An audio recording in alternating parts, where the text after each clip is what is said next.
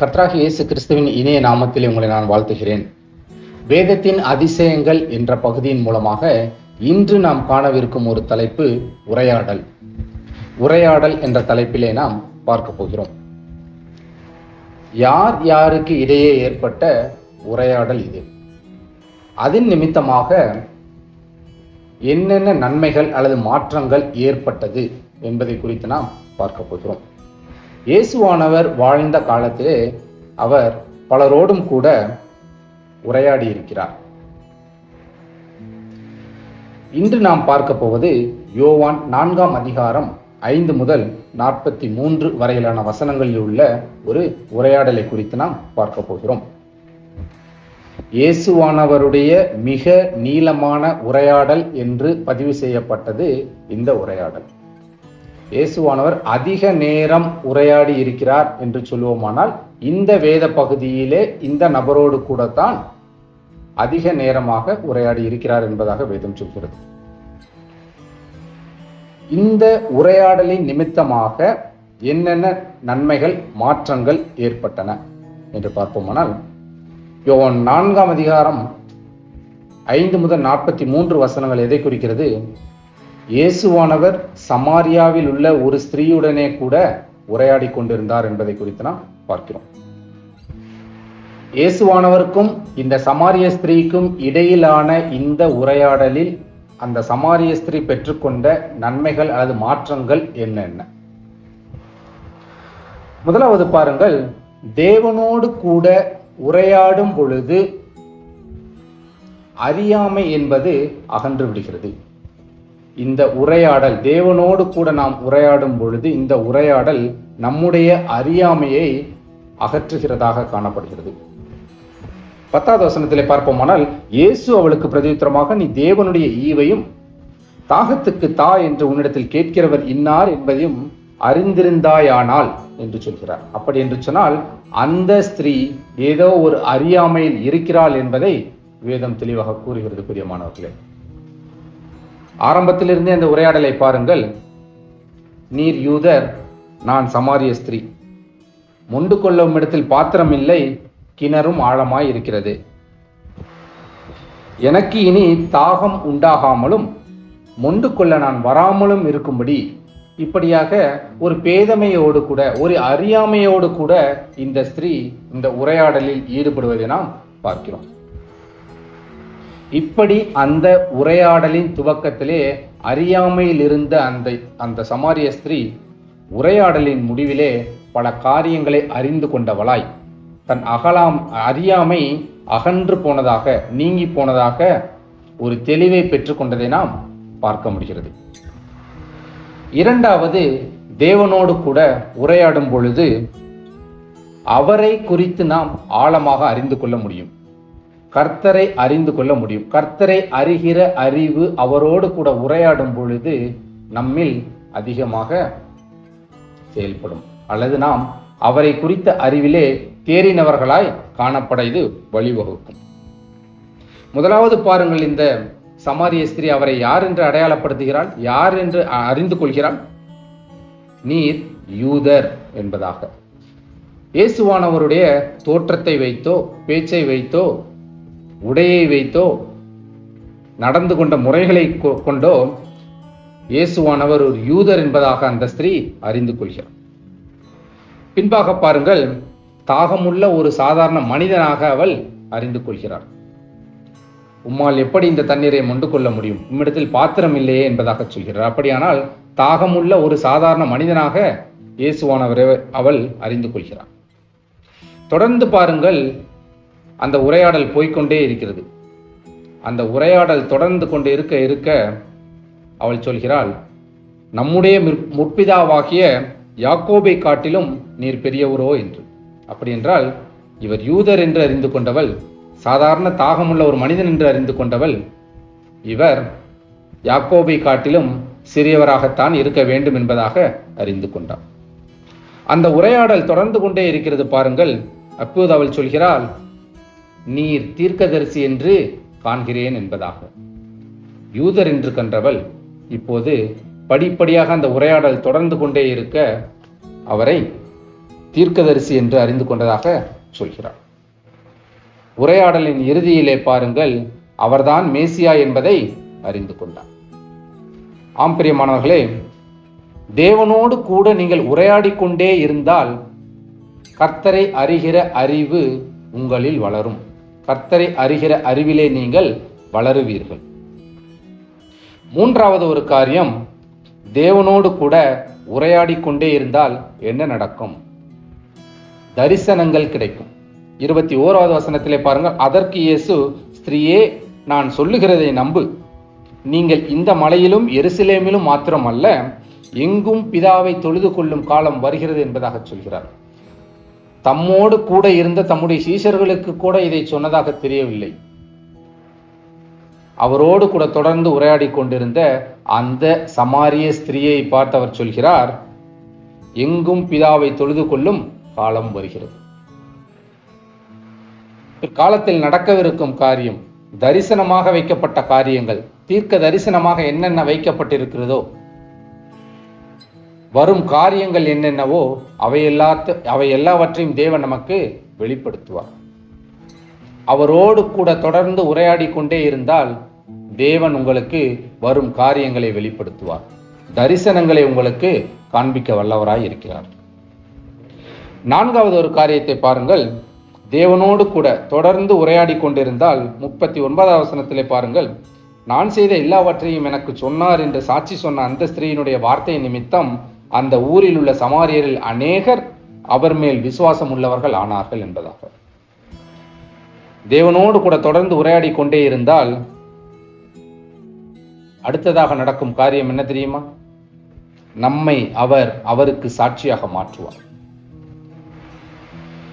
அந்த பெண்ணின் சாட்சியின் நிமித்தமாக அநேகர் அவர் மேல் விசுவாசம் உள்ளவர்கள் ஆனார்கள் என்பதாக வேதம் சொல்கிறது. பிரியமானவர்களே, அவரோடு கூட தொடர்ந்து உரையாடி கொண்டே இருந்த பெண் இப்போது அவருக்கு சாட்சியாக மாறியிருப்பதை நாம் பார்க்கிறோம்.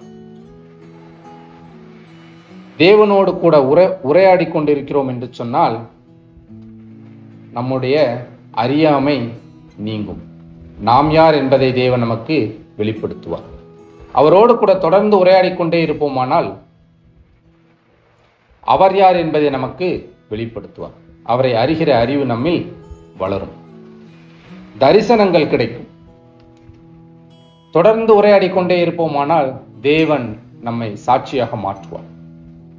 இறுதியாக ஒரு காரியத்தை பாருங்கள், உரையாடல் உறவாடலாக மாறும். பிரியமானவர்களே, தேவனோடு கூட சஞ்சரிக்கும்படியான வாய்ப்பை நமக்கு ஏற்படுத்தி கொடுக்கும். தேவனோடு கூட உரையாடி கொண்டே இருப்போமானால் தேவன் நம்மோடு சஞ்சரிப்பார். நாம் தேவனோடு சஞ்சரிக்கும் வாய்ப்பை பெறுவதற்கான வாய்ப்பு உண்டு. 40வது வசனத்திலே பாருங்கள், சமாரியர் அவரிடத்தில் வந்து தங்களிடத்தில் தங்க வேண்டும் என்று அவரை வேண்டிக் கொண்டார்கள். அவர் 2 நாள் அங்கே தங்கினார் என்பதாக வேதம் சொல்கிறது. இயேசுவானவர் சமாரியாவிலே தங்கும்படியான திட்டம் இல்லை. அவர் கலிலேயாவிலிருந்து யூதேயாவிற்கு போய்விட்டு யூதேயாவிலிருந்து மீண்டும் கலிலேயாவிற்கு திரும்பும் வழியிலே சமாரியா நாட்டின் வழியாக போக வேண்டியதாய் இருந்தபடியால் என்று வேதம் சொல்கிறது. சமாரியா நாட்டிலே தங்குவதற்கான எண்ணம் இல்லை, தங்குவதற்கான எந்த ஒரு திட்டமும் இல்லை. ஆனாலும் அவர் 2 நாள் அங்கே தங்கினார் என்று வேதம் சொல்கிறது. எதினால் இது நடந்தது? அந்த சமாரிய ஸ்திரீயின் உரையாடல் அவரை அங்கே தங்க வைத்தது. பிரியமானவர்களே, தேவனோடு கூட நீங்களும் நானும் உரையாடி கொண்டே இருப்போமானால் தேவன் நம்மோடு கூட தங்கி இருப்பார். நாம் அவரோடு கூட வாழ முடியும். ஆதியாகமம் 5ஆம் அதிகாரம் 22வது வசனத்திலே பாருங்கள், ஏனோக்கு மெத்துசலாவை பெற்ற பின் 300 வருஷம் தேவனோட சஞ்சரித்துக் கொண்டிருந்து குமாரரையும் குமாரத்திகளையும் பெற்றான் என்பதாக வேதம் சொல்கிறது. ஏனோக்கு தேவனோடு கூட சஞ்சரித்தான். நிச்சயமாகவே ஏனோக்கு தேவனோடு கூட நித்தம் உரையாடி இருக்க வேண்டும். தேவனோடு கூட நித்தம் உரையாடி கொண்டே இருப்போமானால், அந்த உரையாடல் தொடர்ந்து கொண்டே இருக்குமானால் தேவன் நம்மோடு நம்முடைய வாழ்விலே சஞ்சரிக்கிறவராய் காணப்படுகிறார்.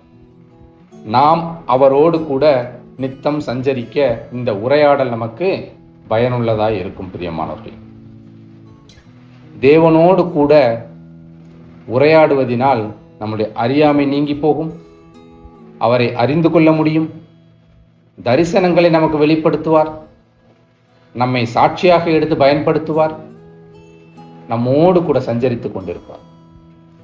இதற்கு பின்பாக சொல்கிறது, ஏனோக்கு தேவனால் எடுத்துக்கொள்ளப்பட்டான் என்று. எடுத்துக்கொள்ளப்படும் வரை தேவனோடு கூட சஞ்சரித்துக் கொண்டிருந்தான் ஏனோக்கு. அப்படி என்று சொன்னால் உரையாடி கொண்டே இருப்போமானால் தேவன் நம்மோடு கூட சஞ்சரிப்பார். நாம் எடுத்துக்கொள்ளப்படும் நாள் வரையிலும் தேவன் நம்மோடு கூட சஞ்சரிக்க வல்லவராய் இருக்கிறார். பிரியமானவர்கள், நாம் என்ன செய்ய வேண்டும்?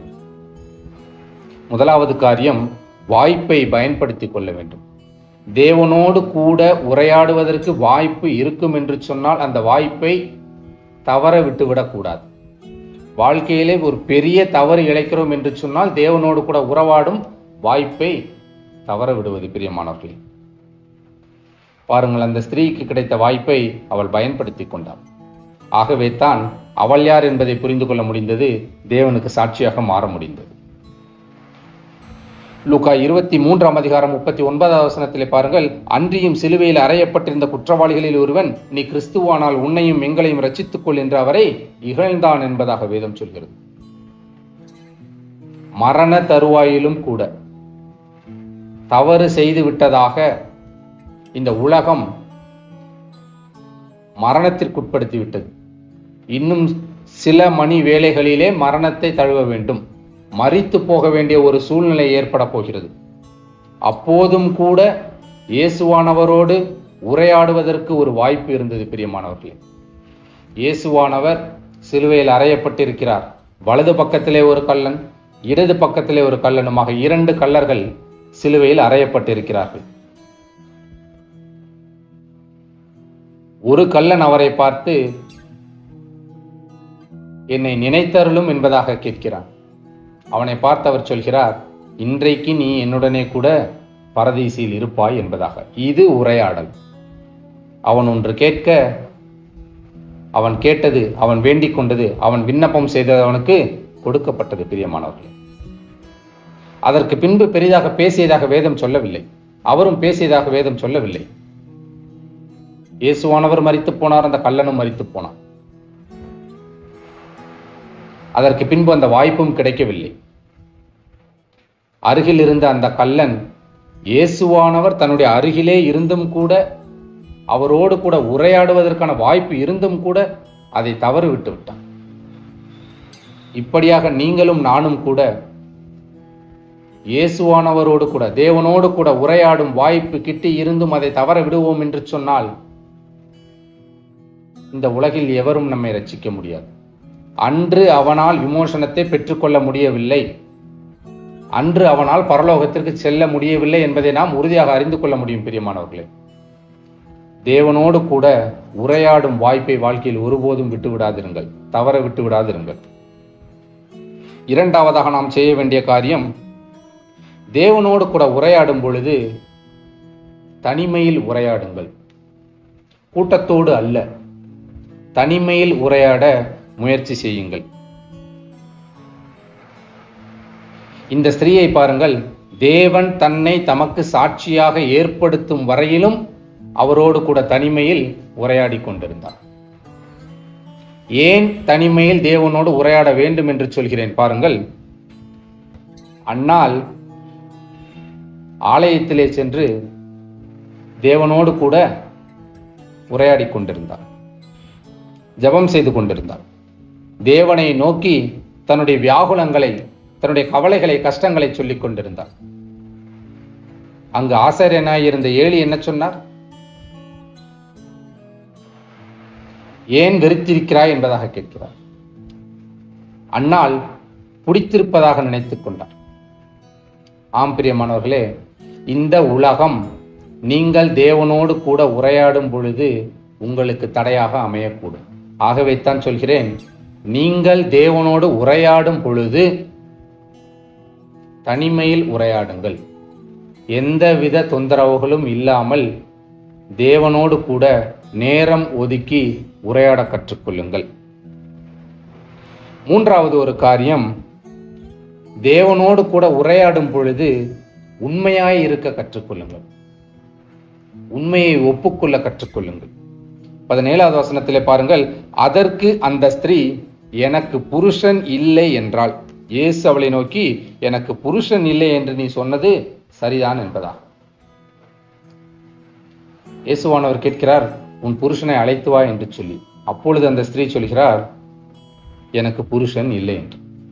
அவள் உண்மையை சொன்னதை இயேசுவானவர் அங்கே அங்கீகரிக்கிறார். நீ உனக்கு புருஷன் இல்லை என்று சொன்னது சரிதான் என்று சொல்கிறார். தேவனோடு கூட உரையாடும் பொழுது ஒளிவு மறைவு வேண்டாம். தேவன் உங்களுடைய வாழ்க்கையில் உள்ள உங்களது காரியங்களை உங்களுக்கு உணர்த்துவார். உங்களுக்குள்ளாக பல ரகசியங்கள் இருக்கலாம். இந்த உலகத்திற்கு தெரியாத, உங்கள் உறவுகளுக்கு தெரியாத, எவருக்குமே தெரியாது என்று நீங்கள் நினைத்து கொண்டிருக்கக்கூடிய எத்தனையோ ரகசியமான காரியங்கள் உங்கள் வாழ்க்கையிலே காணப்படலாம் பிரியமானவர்களே. ஆனால் முற்றும் அறிந்த தேவன் அதை உங்களுடைய உரையாடலின் போது உங்களுக்கு உணர்த்தக்கூடியவராய் இருக்கிறார். தேவனோடு கூட உரையாடும் பொழுது தேவ ஆவியானவர் உங்களுடைய வாழ்க்கையை உங்களுக்கு உணர்த்துகிறவராய் இருக்கிறார். அப்படி அவர் உணர்த்தும் பொழுது அந்த உண்மைகளை ஒப்புக்கொள்ளுங்கள். உரையாடுகிறவரோடு கூட உண்மையாய் இருக்க கற்றுக்கொள்ளுங்கள். இந்த சமாரிய ஸ்திரீ உரையாடலின் பொழுது உண்மையாய் இருந்தாள். எதையும் மறைக்கவில்லை. தனக்கு தெரிந்தது என்னவோ, தன்னுடைய வாழ்க்கையில் உள்ளது என்னவோ அதை உள்ளபடியே ஒப்புக்கொண்டாள். 4வது ஒரு காரியம், உரையாடுகிற போது உங்கள் நம்பிக்கையிலே உறுதியாய் இருங்கள். 25வது வசனத்திலே பார்ப்போமானால், அந்த ஸ்திரீ அவரை நோக்கி, கிறிஸ்து எனப்படுகிற மேசியா வருகிறார் என்று அறிவேன். அவர் வரும்போது எல்லாவற்றையும் நமக்கு அறிவிப்பார் என்றார். 5 புருஷர்கள் இருந்தார்கள், இப்போது இருப்பவன் எனக்கு புருஷன் இல்லை என்று அவள் சொல்கிறார். உலகம் இவளை எப்படியாக பார்த்திருக்கும்? இந்த ஸ்திரீயை உலகத்தின் பார்வையிலே இந்த ஸ்திரீ எப்படிப்பட்டவளாக இருந்திருக்க கூடும் பிரியமானவர்களே. ஆனாலும் அந்த ஸ்திரீக்குள்ளாக ஒரு நம்பிக்கை இருந்தது. அந்த நம்பிக்கை, மேசியா என்ற கிறிஸ்து என்ற மேசியா வருகிறார், அவர் வரும்பொழுது எல்லாவற்றையும் வெளிப்படுத்துவார் என்று சொல்லி. உங்கள் வாழ்க்கை எப்படி வேண்டுமானாலும் இருக்கலாம். நீங்கள் எப்படி வேண்டுமானாலும் உங்கள் வாழ்க்கையை நடத்தி கொண்டிருக்கலாம். ஆனாலும் கிறிஸ்துவை குறித்த நம்பிக்கை உங்களுக்குள் எப்படி இருக்கிறது? இங்கே பாருங்கள், இந்த சமாரிய ஸ்திரீ தன்னுடைய நம்பிக்கையை அறிந்திருக்கிறாள்.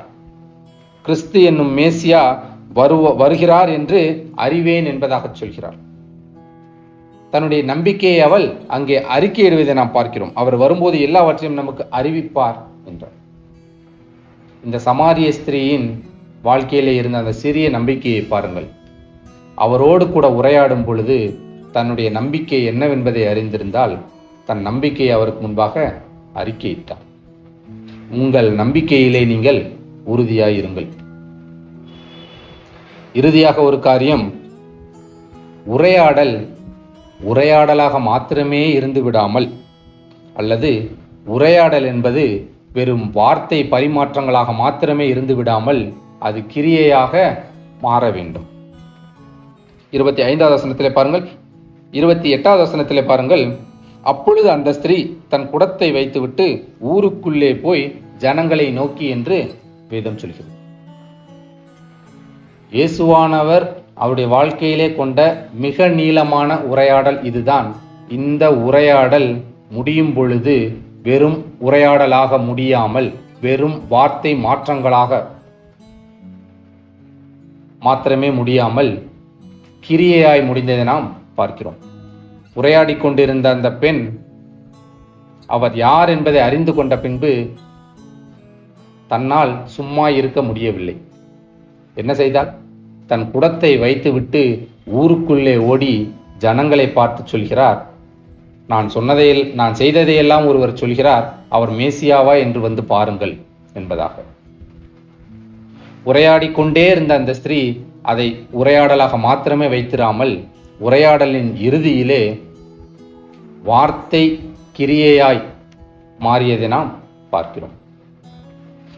நானும் தேவனோடு கூட உரையாடி கொண்டே இருக்கிறேன் என்று சொல்லி உரையாடலை வெறும் உரையாடலாகவே வைத்து விடாதீர்கள். தேவனோடு கூட பேசிக் கொண்டிருக்கிறேன் என்று பேச்சாகவே வைத்துக் கொண்டிருக்காதீர்கள். வெறும் வார்த்தை பரிமாற்றங்களாகவே வைத்துக் கொண்டிருக்காதீர்கள். தேவன் உங்களோடு கூட வெறுமனே பேசுவதற்காக இல்லை. உங்களை வல்லமையாய் எடுத்து பயன்படுத்த அவர் வல்லவராய் இருக்கிறார். உங்களை குறித்த திட்டம் அவருக்கு வேறாக இருக்கும். பிரியமானவர்களே, அவருடைய திட்டத்திற்கு இணங்க உரையாடலில் கிரியையை காண்பிக்கும்படியாக நீங்கள் செயல்பட வேண்டும். பிரியமானவர்களே, இந்த ஸ்திரீ அதைத்தான் செய்தார். பேசிக்கொண்டே இருக்கவில்லை. எதை அறிய வேண்டுமோ அதை அறிந்து கொண்ட பின்பு ஊருக்குள்ளே சென்று அவருக்கு சாட்சியாக செயல்பட்டதை நாம் பார்க்கிறோம். ஆம் பிரியமானவர்களே, உரையாடலின் போது உரையாடுவதற்கான வாய்ப்பு கிடைக்கும் பொழுது அதை பயன்படுத்திக் கொள்ளுங்கள். உரையாடும் பொழுது தனிமையில் இருக்க கற்றுக்கொள்ளுங்கள். உரையாடல் உண்மையாய் இருக்க வேண்டும் என்பதை மனதில் வைத்துக் கொள்ளுங்கள். உங்களுக்குள் இருக்கும் நம்பிக்கையை உறுதியாய் பற்றிக் கொள்ளுங்கள். உரையாடலை வார்த்தையாக மாத்திரம் விட்டுவிடாமல் கிரியையாக மாற்றுங்கள். ஏனெனில் வேதம் சொல்கிறது, அவரிடத்தில் வருகின்ற வார்த்தை, அவரிடத்திலிருந்து வருகின்ற வார்த்தை வெறுமனே அவரிடத்தில் திரும்புவது இல்லை, அது கிரியையாய் மாறும் என்பதாக சொல்லியிருக்கிறது. அப்படி என்று சொன்னால் இந்த ஸ்திரீயுடனே இயேசுவானவர் கொண்டிருந்த உரையாடலின் வெளிப்பாடு கிரியையாக மாறியது. பிரியமானவர்கள், ஜெபம் செய்வோமா? அன்பின் பிதாவே, இந்த அருமையான வேலைக்காக நன்றி செலுத்துகிறோம் கர்த்தாவே. உரையாடல் என்ற தலைப்பின் மூலமாக தேவன் எங்களோடு கூட இடைப்பட்டதற்காக உமக்கு நன்றி செலுத்துகிறோம் கர்த்தாவே. உம்மோடு கூட உரையாடுவதனால் ஏற்படும் நன்மைகள் என்ன என்பதை கற்றுக்கொண்டோம் கர்த்தாவே. எங்களில் காணப்படும் அறியாமையை தேவன் அகற்றி விடுவீராக. உம்மை அறிகிற அறிவிலே தேறினவர்களாய் நாங்கள் இருக்கும்படி, நாளுக்கு நாள் தேறினவர்களாய் இருக்கும்படியாக, உம்மை அறிந்து கொள்ளும்படியாக உரையாட தேவன் எங்களுக்கு கற்றுத்தருவீராக கர்த்தாவே. தேவன் எங்களுக்கும் உரையாடலின் போது தரிசனங்களை தருவீராக. எங்களை சாட்சியாய் வல்லமையாய் எடுத்து பயன்படுத்துவீராக தகப்பனே. ஏனோக்கை போல உம்மோடு கூட சஞ்சரிக்கும் வாய்ப்பை எங்களுக்கு தேவன் தருவீராக. உரையாடுவதற்கான வாய்ப்பை தேவன் எங்களுக்கு தரும் பொழுது அதை நாங்கள் உணர்ந்து கொள்ள, அதை விட்டுவிடாமல், அதை தவற விட்டுவிடாமல் இருக்க தேவன் எங்களுக்கு கிருபை செய்வீராக தகப்பனே. உரையாடும் பொழுது நீரும் நாங்களும் மாத்திரம் என்பதை நாங்கள் உணர்ந்து கொள்ள தேவன் கிருபை செய்வீராக. உமக்கு உண்மையாய் உரையாட தேவன் கிருபை செய்வீராக கர்த்தாவே. உம்மை குறித்த நம்பிக்கை எங்களிலே உறுதியாய் இருக்க தேவன் கிருபை செய்வீராக. உரையாடுகிறேன் என்று சொல்லி வார்த்தை பரிமாற்றங்களை மாத்திரமே பற்றி கொள்ளாமல் உமக்கென்று சாட்சியாய் வாழ, எங்களை குறித்த உம்முடைய திட்டம் என்ன என்பதை நாங்கள் அறிந்து கொள்ள, அதன்படி செயல்பட வல்லமையாய் எடுத்து பயன்படுத்துவீராக தகப்பனே. இன்று எங்களுக்கு கற்றுக் கொடுத்த இந்த காரியங்களுக்காக நன்றி செலுத்துகிறோம் கர்த்தாவே. நீர் எங்களுக்கு கற்பித்த இந்த காரியங்களை வாழ்க்கையிலே கடைபிடிக்கவும், அப்பியாசப்படுத்தவும், பிறருக்கு எடுத்து கூறி உம்மண்டையிலே வழி நடத்தவும் தேவன் எங்களை வல்லமையாக எடுத்து பயன்படுத்துவீராக தகப்பனே. உடனிருந்து பாதுகாத்துக் கொள்வீராக. இயேசு என்ற மெய்யான நாமத்திலே ஜெபித்து கேட்கிறேன் நல்ல பிதாவே, ஆமேன். ஆம் பிரியமானவர்களே, தேவனோடு கூட உரையாடுவது என்பது ஒவ்வொரு மனிதனுடைய வாழ்க்கையின் மாற்றத்திற்கு துவக்கமாக அமைகிறது. அப்படி தேவனோடு கூட உரையாடும் பொழுது நம்மை நமக்கு உணர்த்துவார். அவர் யார் என்பதை அறிந்து கொள்ள முடியும். வல்லமையாய் எடுத்து பயன்படுத்துவார். உரையாடுவதற்கு நேரம், காலம், சூழ்நிலைகள் ஒருபோதும் தடையாக இருப்பதில்லை பிரியமானவர்களே. நாளை உரையாடி கொள்ளலாம், அடுத்த வாரம் பார்த்து கொள்ளலாம், காலம் வரும்போது பார்த்து கொள்ளலாம், ஞாயிற்றுக்கிழமை வரும்பொழுது பார்த்து கொள்ளலாம் என்பது அல்ல தேவனோடு உரையாடுவது. நீங்கள் எப்போது அவரோடு கூட உரையாடுவீர்கள் என்பதாக கர்த்தர் காத்து கொண்டிருக்கிறார். வேதாகமத்தில் சொல்லப்பட்ட இந்த மிக நீளமான உரையாடலை துவங்கியது கர்த்தர். சமாரிய ஸ்திரீ வந்து பேசவில்லை. கர்த்தர் அங்கே இளைப்படைந்தவராய், இயேசுவானவர் அங்கே தாகத்தோடு கூட சோர்வடைந்தவராய், பயணத்தில் களைப்படைந்தவராய் அந்த கிணற்றின் அருகே அமர்ந்திருக்கிறார். அந்த ஸ்திரீ வருகிறாள். இவர்தான் அந்த உரையாடலை துவங்குகிறார்.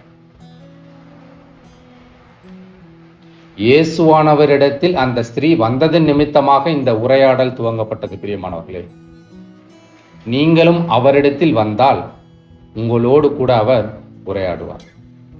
என் மகனே, என் மகளே, என்னிடத்தில் வரமாட்டாயா என்பதாக அவர் ஏங்கி நிற்கிறார்.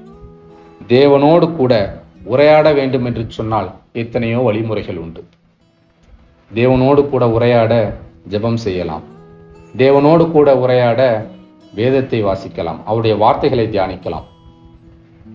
இப்படிப்பட்ட பல வழிமுறைகளில் தேவன் உங்களோடு கூட, என்னோடு கூட உரையாட காத்து கொண்டிருக்கிறார். இந்த வாய்ப்பை தவற விட்டு விடாதீர்கள். உரையாடுவதற்கு கால சூழ்நிலைகள் தேவையில்லை. பிரியமானவர்களே, இப்போது இந்த நிமிடத்தில் கூட தேவனோடு கூட நீங்கள் உரையாட முடியும். பிதாவை எங்கும் தொழுது கொள்ளும் காலம் வரும் என்பதாக இந்த வேத பகுதி சொல்கிறது. எங்கிருந்தும் எப்பொழுதும் தேவனோடு கூட உரையாட நம்மால் முடியும். வாய்ப்பை பயன்படுத்தி கொள்ளுங்கள். தவற விட்டு விட்டால் அந்த கல்லனை போல் மீண்டும் மீட்பை பெற முடியாது, ரட்சிப்பை இழந்து போவோம். கர்த்தர் உங்களை ஆசீர்வதிப்பாராக. நன்றி.